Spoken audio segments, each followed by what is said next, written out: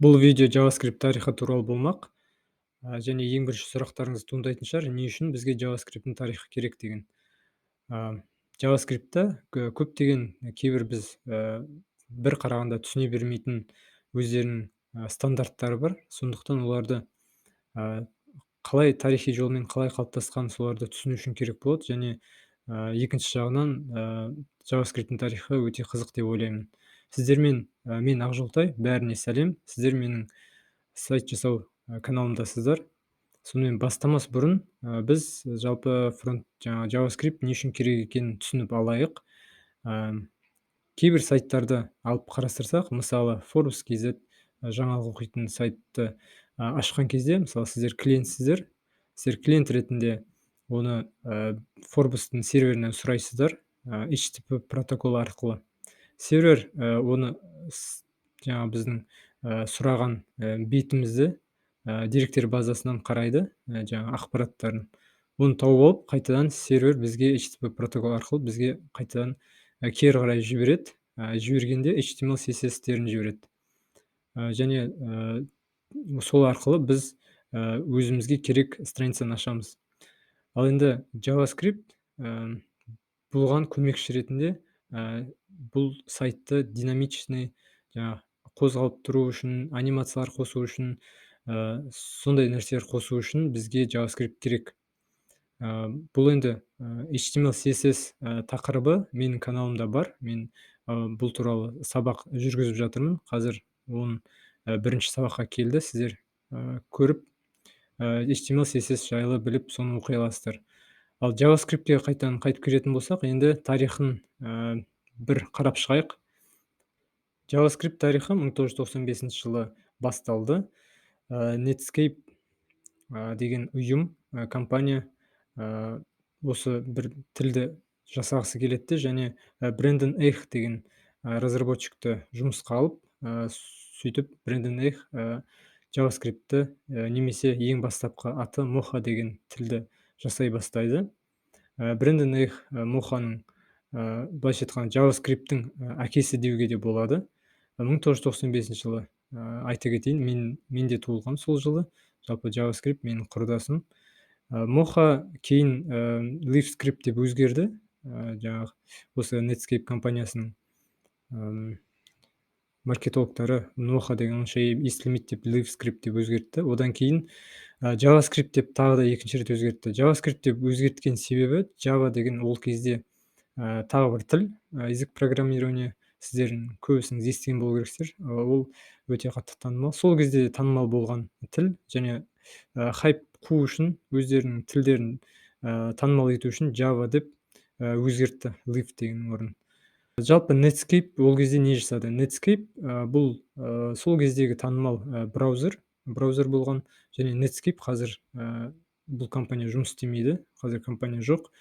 Енді олар не үшін Java-ны бар тілдерді, немесе Java-дан басқа да тілдер болды ғой, соларды неге қолдана салмады браузерге қолдану үшін? Себебі Java ол кезде өте үлкен тіл, және браузерге оны орнатып, браузерде жұмыс істету үшін бұл Java өте үлкен тіл керек емес еді ол кезде.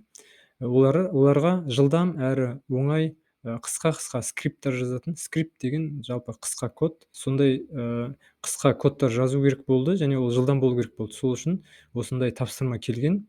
Және бұл тапсырма Брэндон Эйх жасап жатқан кезде бұны 6 айда жасап бітті. Бұл тілді жасауда өте қысқа уақыт болып саналады. Сондықтан JavaScript-те көптеген проблемалар бар. Оны тілді оқып жатқанда көресіздер, бірақ бұл кейін өте қатты әсер етеді жалпы тілдің дамуына.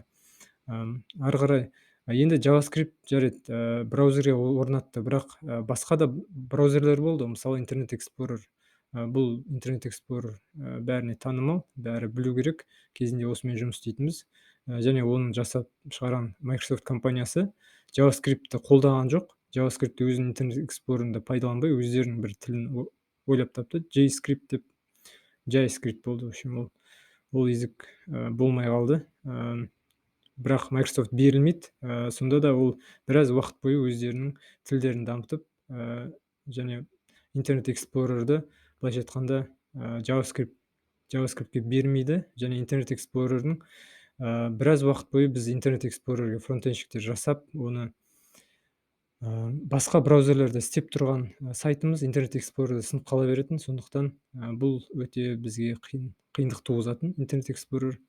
Сөйтіп бізде екі браузерге екі тіл пайда болды: JavaScript пен JScript.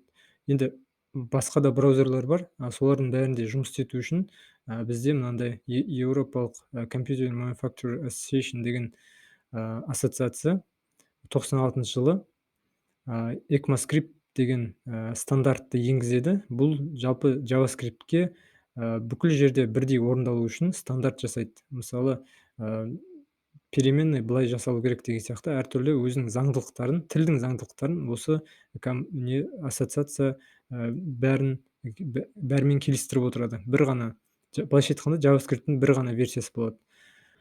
ECMAScript ол JavaScript'ің былайша айтқанда ресми атауы. Ал JavaScript ол жалпы көпшілікке танымал маркетинг ретінде JavaScript деп аталады, ал бірақ негізі ресми документтерде бұл ECMAScript деп аталады. Сондықтан ECMAScript немесе ES дегендерді көрсеңіздер, ол JavaScript'ның ресми атауы. Мына 96 мен 2006 жылы аралықтарда көп нәрсе өзгермейді. Жаңа ECMAScript'ның әртүрлі нұсқалары шығады: бірінші, екінші, үшінші, төртінші. Және Adobe Flash, мына логотип сіздерге таныс шығар. Бұл сол кезде өте танымал программалардың бірі. Adobe Flash деген осы ECMAScript'ның төртінші нұсқасын өздерінің Adobe Flash деген программасын орнатады, және браузерде ашылатын болады бұл. Менің де есімде, мен 2007 жылы компьютер алдым. Сол кезде кейбір бағдарламаларда кейбір сайттарда осы Adobe Flash ашылатын. Және бұнымен көп проблема болатын. Бірақ сонда логотип маған өте ыстық көрінеді. Менің бастапқы жаңа программирование, жалпы компьютерге келе бастаған кезімді еске салады. Одан кейін сол жылы jQuery деген библиотека пайда болды. Библиотека library. Бұл JavaScript библиотекалар не үшін керек екенін айтып жіберейін. Бізде JavaScript ол жай ғана тіл, ал библиотекалар оның мүмкіндіктерін көбейтеді, бізге көп нәрсені дайындап береді.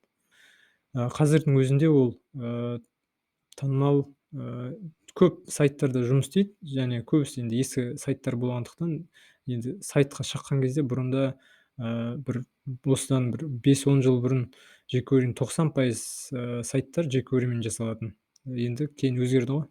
2008 жыл ECMAScript'ің жаңа 5-ші нұсқасы пайда болады. Бұл көп браузерлерде істейтін нұсқасы. Және бұдан осы 2008-2007 жылдары Microsoft беріледі да, енді біз JavaScript'пен жұмыс істейтін боламыз деп келіседі. Сонымен бізде JavaScript өзі ғана монополист болып кетеді жаңа вебте. Бірақ оның монополист болғаны бізге ешқандай кедергі келтірмейді. Біз басқа бэкэнд сияқты немесе басқа да разработчиктер сияқты әртүрлі тілді таңдап, қайсы жақсы деп жүрмейміз. Біз тек қана JavaScript'пен жұмыс істей береміз. Және сол жылы Chrome сіздерге таныс, бәріңізге. Chrome деген жаңа Google өзінің браузерін ойлап табады. Chromium деген движогы болады. Chromium арқылы неше түрлі браузер жасауға болады. Және ол open source деген ашық, оның коды ашық. Сондықтан осы жылдары көптеген браузерлер пайда болды. Яндекс деген сияқты осы Chromiumның арқасында. Ары қарай 2009 жыл, бұл жылда біздің JavaScript'те жаңа жалпы фронтенд әлемінде өте үлкен өзгеріс әкелген Node.js пайда болды. Node.js деген мына біздің JavaScript тек вебте ашылатын еді, тек браузерде ашылатын. Ал енді біз Node.js арқылы біз сервер жаза алатын болдық. Енді біздің JavaScript тек қана өзінің әлемінде вебте ғана қалмады, ол басқа да Python, Java, сол C# тілдермен конкурент болып, енді бэкэндті жаза алатын болды. Бұл JavaScript'ке өте үлкен импульс берді дамуына. Node.js шыққаннан кейін JavaScript'те көптеген библиотекалар пайда болды. Соның бірі 2010 жылы Angular пайда болды. Оның алдында да әрине Backbone деген, Ember деген библиотекалар болды, бірақ өте қатты танымалдарының бірі және үлкен өзгеріс әкелгендердің бірі осы Angular 2010 жылы. 2010 жылы айтпақшы мен HTML, CSS-пен таныстым. 10 сыныпта едім ол кезде. Біздің мектепте сол сайт жасау курстары емес, біздің информатика сабағымызда сондай өттік. Содан бері мен HTML, CSS-пен таныстым, бірақ JavaScript-ті ол кезде білмейтінмін.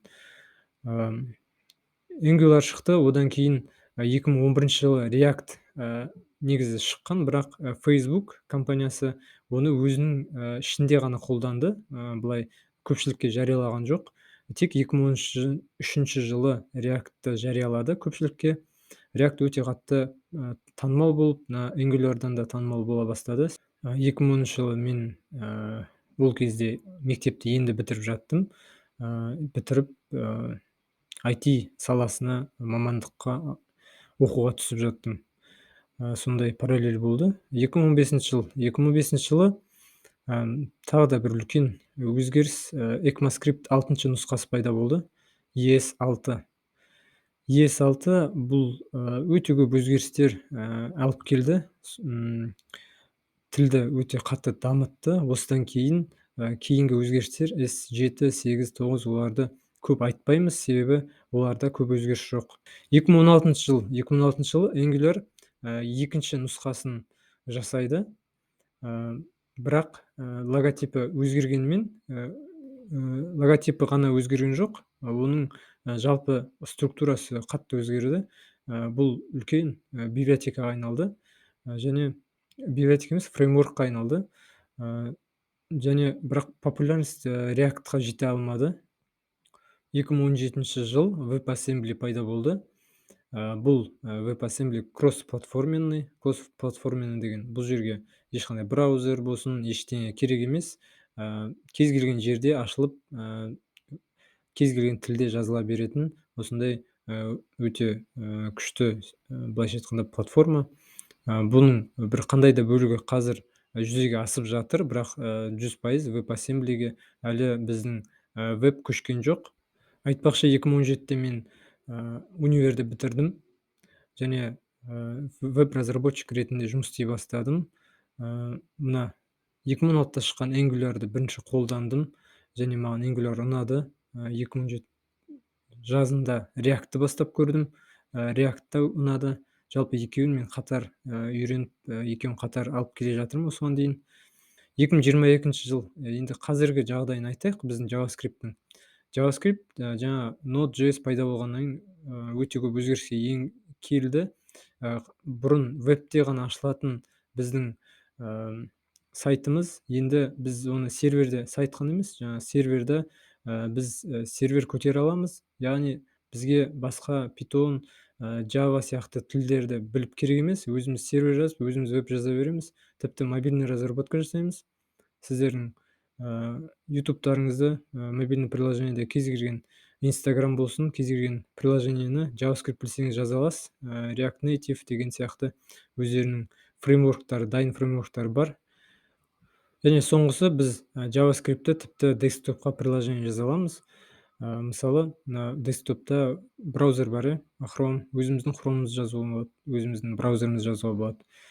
Жалпы қазір JavaScript өте кең қолданылады. Сондықтан JavaScript-ті үйренсеңіз, тек қана вебпен шектелмейсіз, мобильный разработка кетіп қалуға болады, серверный немесе жалпы бәрін білетін full stack болсаңыз да болады. Болашақта JavaScript-тен не күтіп тұр? Бұл өте күрделі сұрақ әрине, бірақ WebAssembly өте үлкен өзгеріс алып келеді деп жатыр. JavaScript қалай болса да JavaScript ешқайда кетпейді. Жалпы JavaScript болсын, HTML, CSS болсын, барлығы қазір қаншама миллиондаған сайттарда жұмыс істеп тұр. Оларды жай ғана алып тастап, бәрін WebAssembly-ге ауыстыра салу ол жай шаруа емес. Сондықтан JavaScript-ті үйрену, қазір үйренсеңіз кейін жұмыс таба алмай қаламыз деген ондай әңгіме болмайды. Сондықтан JavaScript тілін үйреніңіздер. JavaScript-тің туралы сабақтар менде бұйырса шығады. Сонымен біз JavaScript-тің тарихын өттік. Ұнаса лайк басамыз, комментарий жазамыз және де каналға жазылуды ұмытпаңыздар.